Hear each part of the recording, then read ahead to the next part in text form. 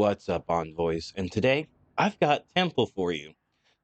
Uh, Before we even get into the build itself, my opinions on Temple, really fun, really interactive. I love the metronome.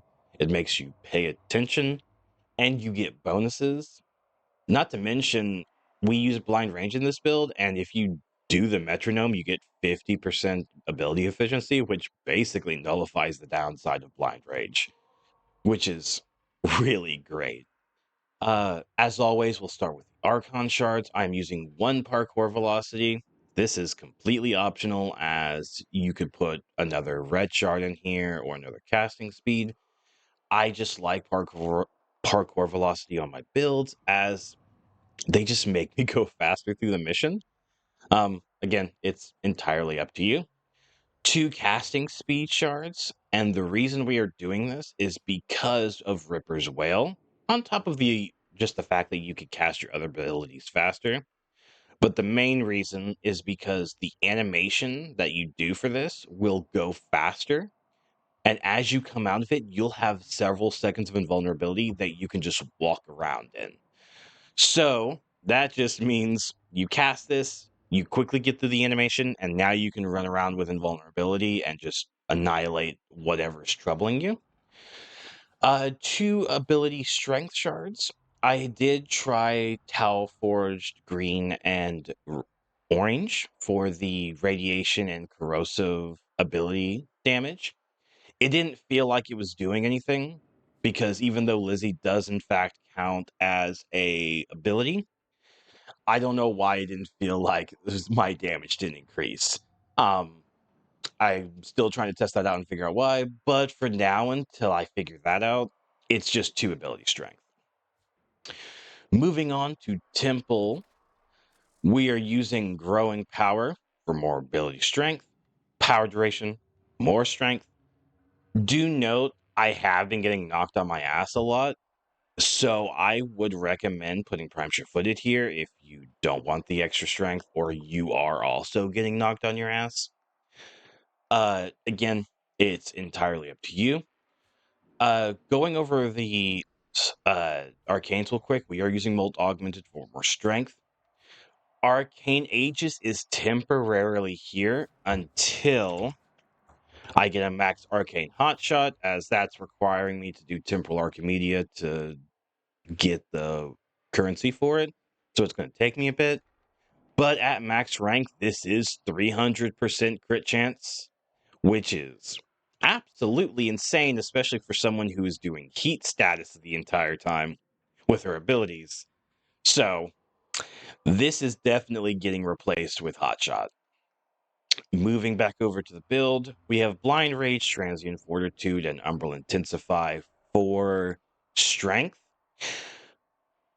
Another thing you could do is Archon Intensify if you want the extra 20% strength from this, as Ripper's Wail will heal you, but you're gonna have to do that every 10 seconds, which, I mean, more power to you if you want to do that, but that's just so much extra work for just 20% strength.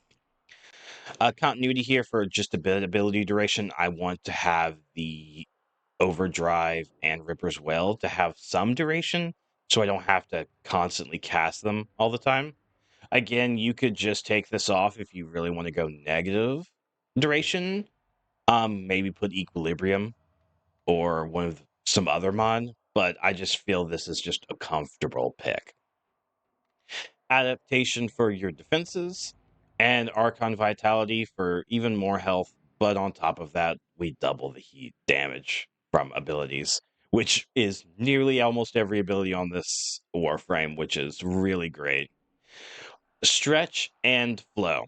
You can use regular Flow and regular Stretch. The only reason I'm using Archon Stretch is because we are using the Diriga, and we are using Flow because the alternate fire from Lizzie can kill with the cold. I have done it a few times. So why not just have it on here just in case you need extra energy when you're out and about. Moving on to the weapons, we are using Tech Rod Encore weapons. I thought that would be fitting for this. On top of that, these weapons are actually really good.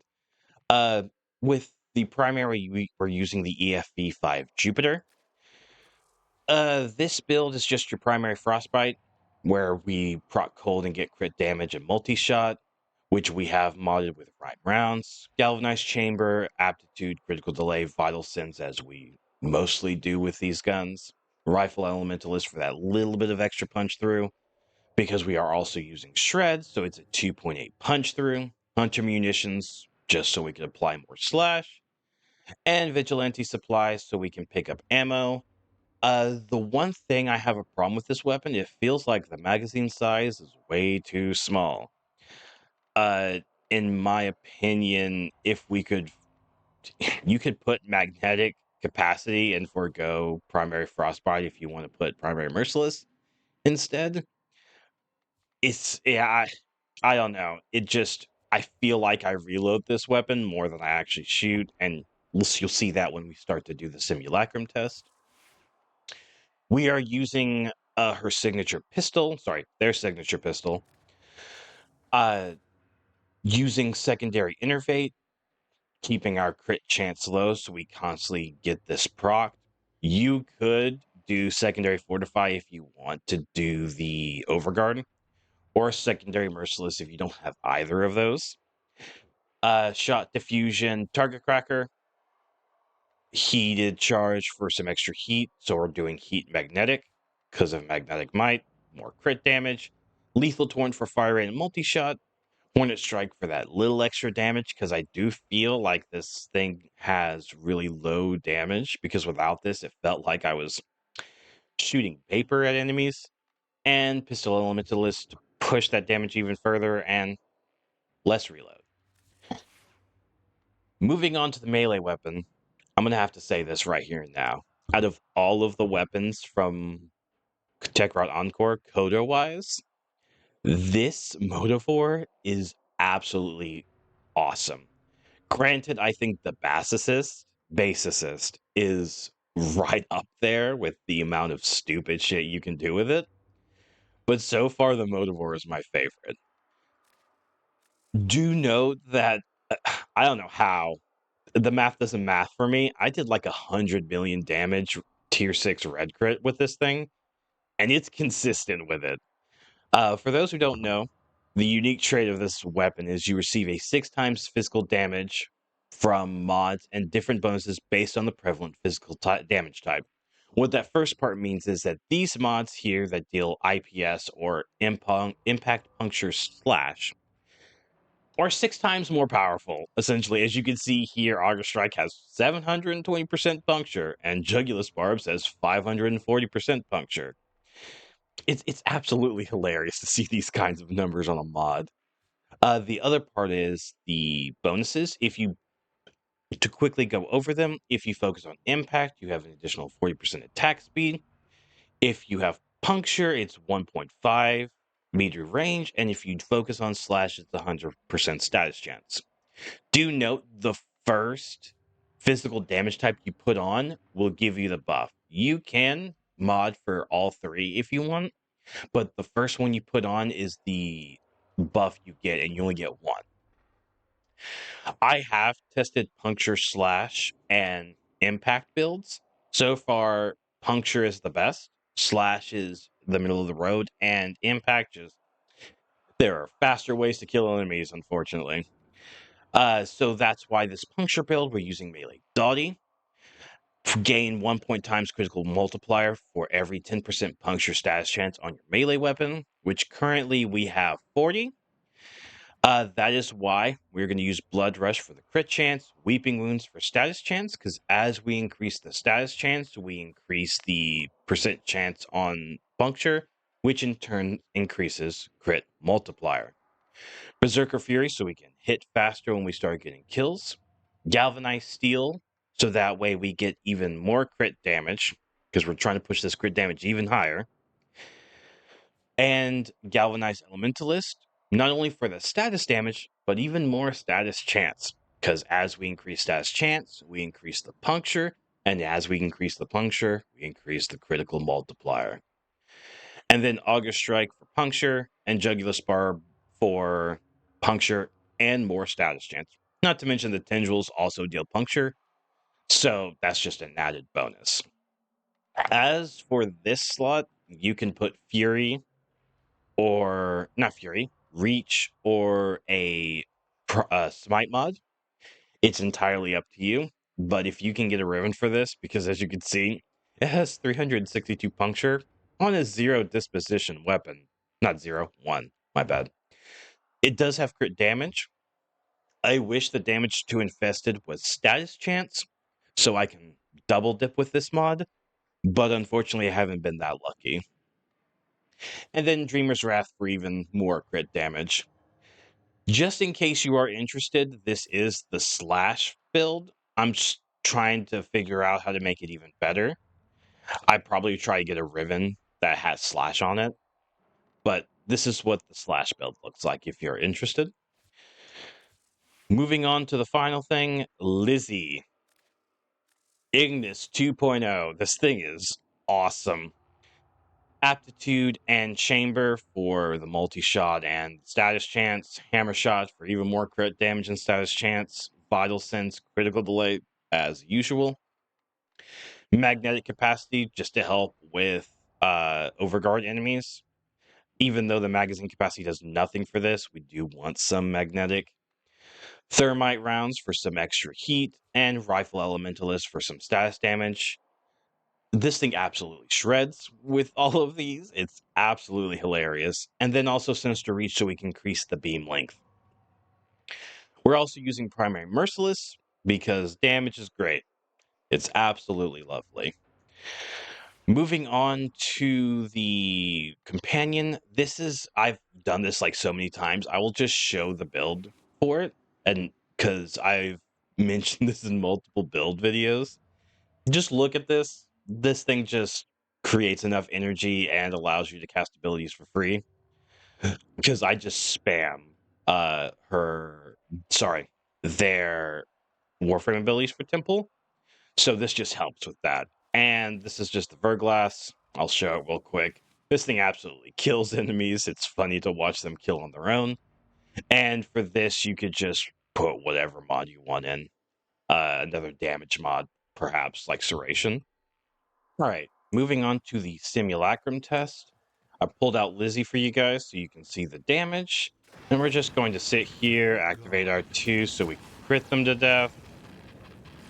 Absolutely shreds.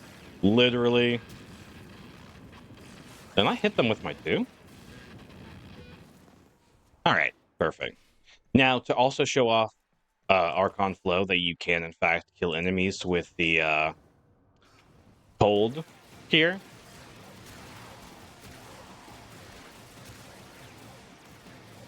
See, you can kill them easily. Let's build up the bar real quick.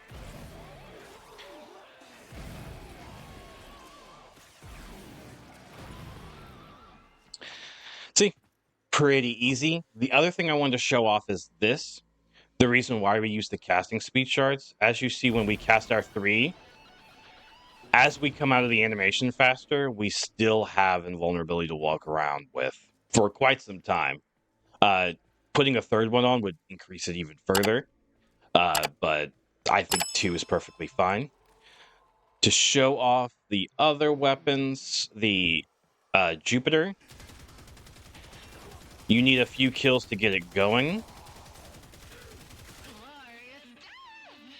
As you can see, I feel like I reload this weapon more than I actually kill, but I still think it's a fun weapon. And you can use the buckshot alternate fire to just absolutely annihilate enemies. Let's clear this out. Oop.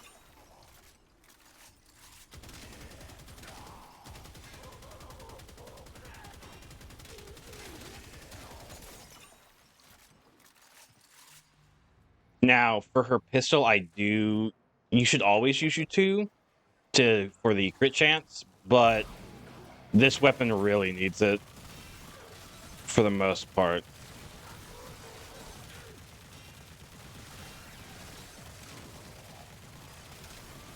Build this up. There we go.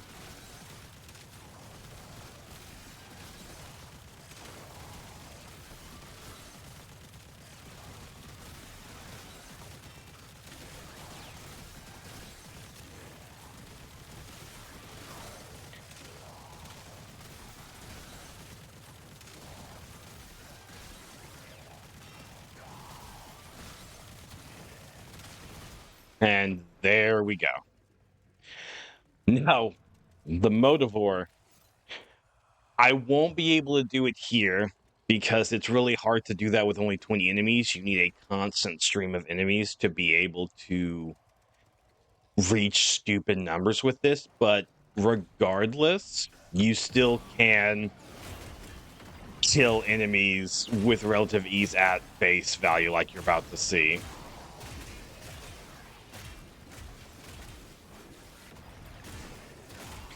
$6 million.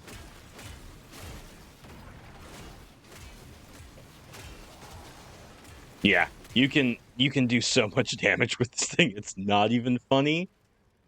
But I would if you missed it out last week because it just reset recently, yesterday actually. Uh, make sure you get this next Saturday when the shop resets because this thing is just a beast. Well, that is it for the build. As always, we're going to do an Steel Path run to show you off the build in an actual mission. But I do hope you guys enjoyed the video, and I will see you guys next time. Bye!